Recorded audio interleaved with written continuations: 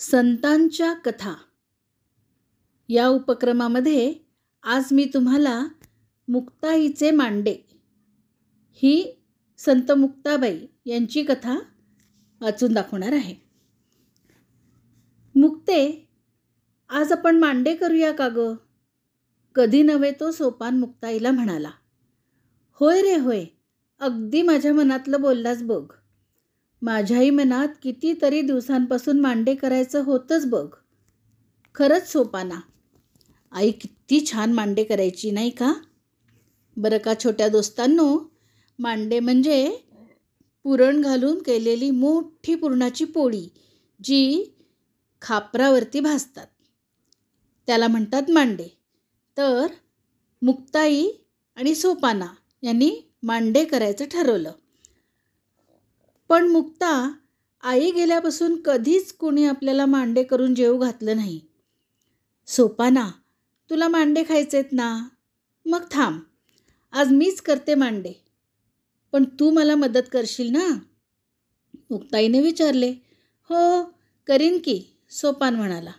चल तर, ज्ञानोबा इंद्रायणीवर गेला आहे, तोवर आपण पटकन तयारीला लागूया.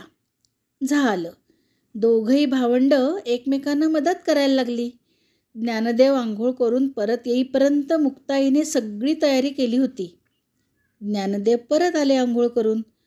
इंद्रायणीच्या पवित्र आंघोळीनंतर त्यांची अंगकांती अधिकच उजळली होती.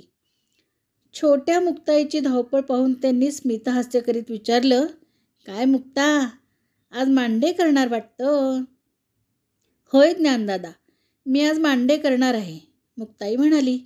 अरे वा, फारच छान. कर हं, अगदी आई करायची तसेच कर बरं का. असे म्हणत ज्ञानदेव सरळ पूजा करण्यासाठी बसले.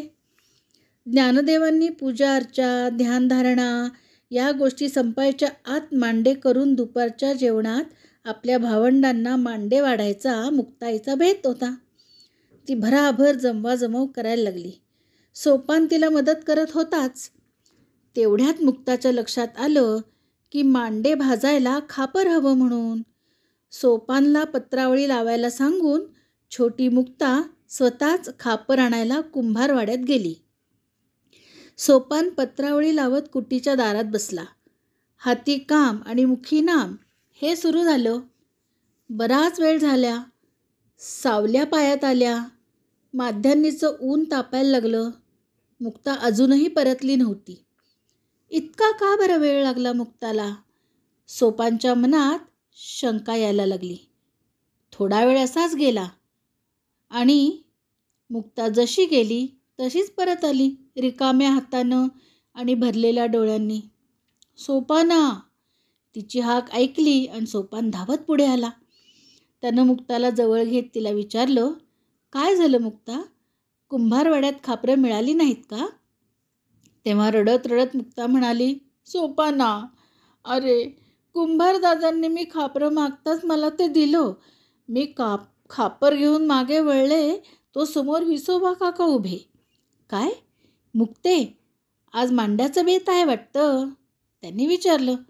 होय काका, मी आज माझ्या भावंडांना मांडे करून खाऊ घालणार आहे.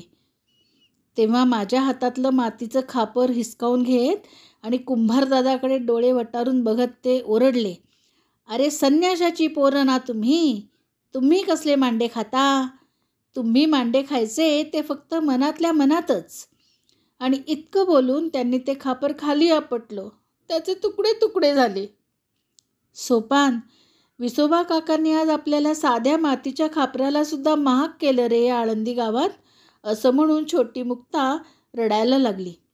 तिच्या प्रत्येक शब्दातून तिला सहन कराव्या लागलेल्या वेदना स्पष्ट होत होत्या.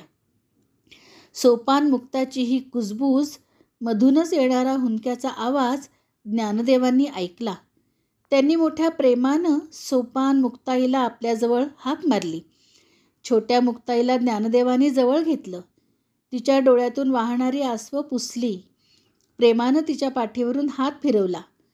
मुक्ता त्या प्रेमळ जवळीकीने जरा सावरली.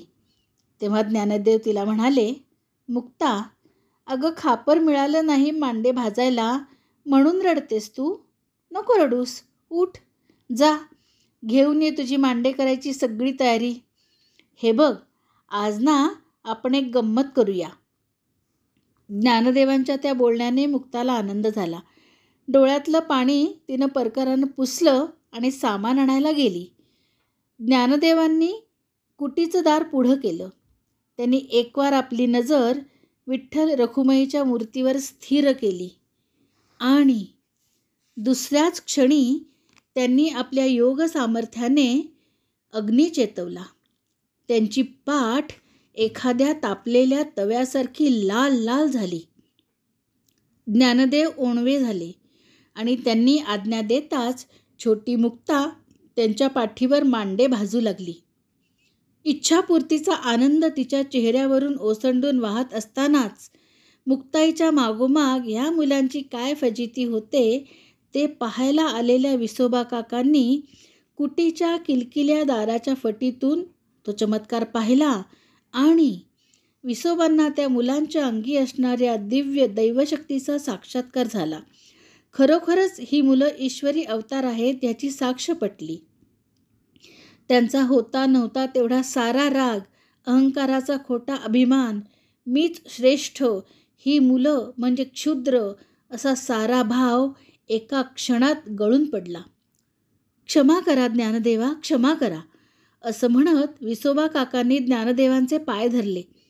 तेव्हा त्यांना अलगद वर उचलून घेत ज्ञानदेव म्हणाले, काका, अहो तुम्ही आमच्यापेक्षा ज्येष्ठ आहात, श्रेष्ठ आहात, तुम्ही कशाला आमच्या पाया पडता. तेव्हा विसोबा काका त्या भावंडांना प्रेमानं जवळ घेत म्हणाले, ज्ञानदेवा, अरे मी खरंच पापी रे, उगाच इतके दिवस तुमचा छळ केला. माझ्या मनातला राग, द्वेष, मत्सरापोटी मगाशी मी छोट्या मुक्तेच्या हातातलं साधं मातीचं खापर फोडून माझा मोठेपणा सिद्ध केला. अरे केवढा मी मोठा अज्ञानी. ज्ञानदेवा, आज माझे खरे डोळे उघडले. अज्ञानाचा, अहंकाराचा, श्रेष्ठत्वाचा मायापटल आज माझ्या डोळ्यापुढून खऱ्या अर्थाने दूर झाला. ज्ञानदेवा, आज मला सर्वाभूती परमेश्वर आहे हे कळले. ज्ञानदेवा, आता माझ्या कृपेचा माझ्या अंतरी घेतलेला हा ज्ञानदीप असाच सदैव उजळत राहू दे. ज्ञानदेवांनी पाहिलं, विसोबांच्या डोळ्यातून अश्रू वाहत होते आणि त्या आसवांबरोबरच राग, असूया, द्वेष सर्व भावना वाहून जात होत्या. विसोबांची शरणागती हाच तिच्या मनीचा मांडा आज खऱ्या अर्थानं पूर्ण झाला होता जणू. ज्ञानदेवांच्या सिद्ध हस्तस्पर्शाने विसोबांची अज्ञान काजळी फिटली. ज्ञानदेवांच्या पायाला घट्ट मिठी घालत विसोबांनी जय जयकार केला. ज्ञानेश्वर महाराज की जय जय जय. आणि मुक्ताईच्या डोळ्यात समाधानाच्या, आनंदाच्या अनंत दीपज्योती हसत होत्या.